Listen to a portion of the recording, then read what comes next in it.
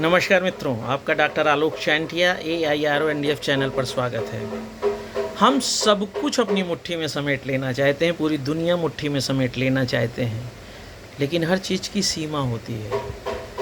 आपने देखा होगा कि एक पौधा जो किसी स्थान विशेष पर मिट्टी में लगाया जाता है, वह पौधा उसी मिट्टी से सारे पोषक तत्वों को लेकर, प्रकाश, हवा, पानी लेकर बहुत तेज़ी से बढ़ता है। एक दिन वृक्ष भी बन जाता है, उसमें फल भी लगते हैं, फूल भी लगते हैं।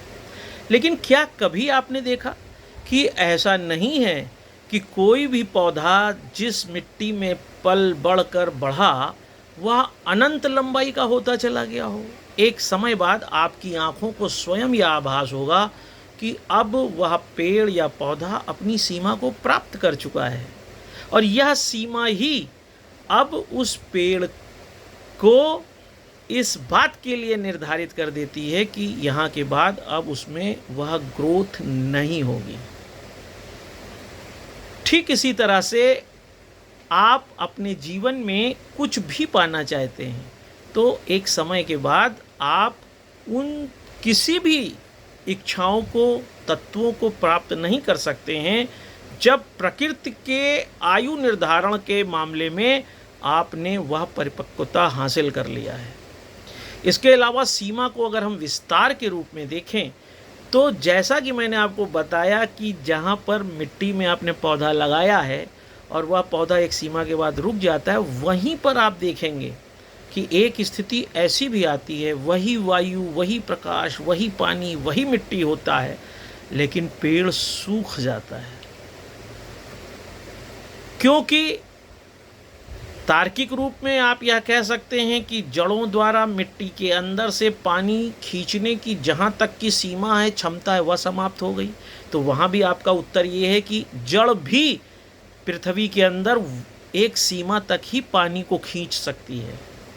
और अगर आप इस आधार पर पेड़ को देख रहे हैं कि मिट्टी के पोषक तत्वों द्वारा जो पौधा बढ़ रहा था वो पोषक तत्व ही उतने नहीं रह गए जिससे पेड़ आगे बढ़ता, तो भी उत्तर यही मिलेगा कि मिट्टी की भी एक सीमा होती है,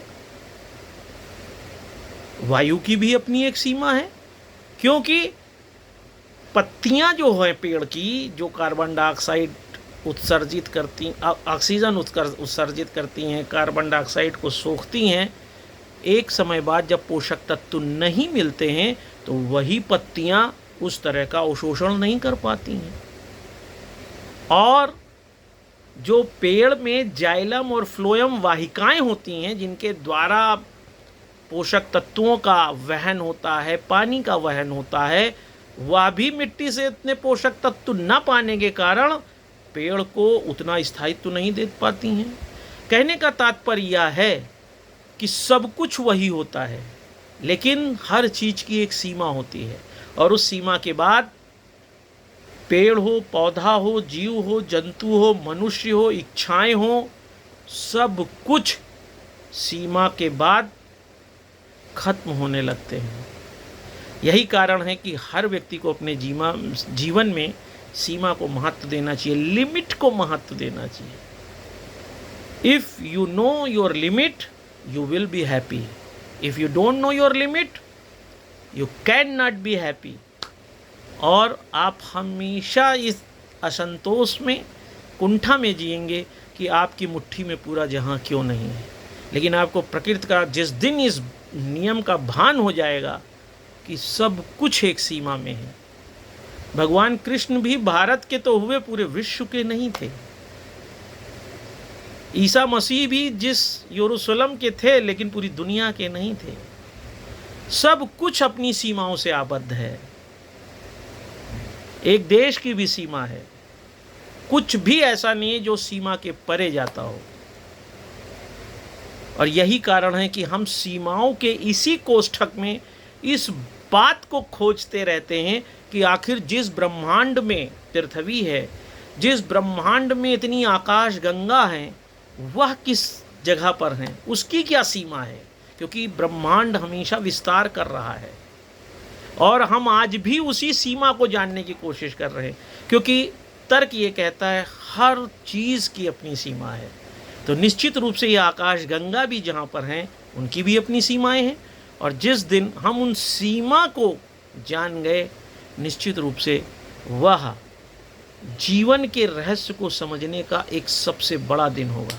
लेकिन फ़िलहाल तो आपको यह समझना होगा कि जीवन में सीमा और लिमिट ही सब कुछ है, और जिसने अपनी सीमाओं को जान लिया वह स्वस्थ रहता है, मस्त रहता है, व्यस्त रहता है। क्योंकि कहा भी गया है संतोषम परम सुखम, और इसमें भी यही भाव छुपा है कि संतोष का अर्थ है कि you should know your limit. तो आप अपनी सीमाओं को जानें, चाहे वो ज्ञान का हो, चाहे अर्थ का हो, चाहे प्रजनन का हो, चाहे विचार का हो, हर चीज़ की अपनी क्षमता है। अगर शंकराचार्य ने अद्वैतवाद बताया तो वो अपनी सीमाओं तक, अद्वैत तक ही सीमित रह गए। उस सीमा के बाद जो सोचा गया वो विशिष्ट अद्वैतवाद कहलाया। इसलिए एक सीमा के बाद दूसरा चैनल शुरू होता है, दूसरी बातें शुरू होती हैं। कहने का तात्पर्य ये है कि सीमाओं को पहचानना ही जीवन की वास्तविकता है और जीवन को जीने का सबसे अच्छा तरीका है। तो आप ये सोच के देखिए कि क्या आप अपनी सीमा को पहचानते हैं। नमस्कार।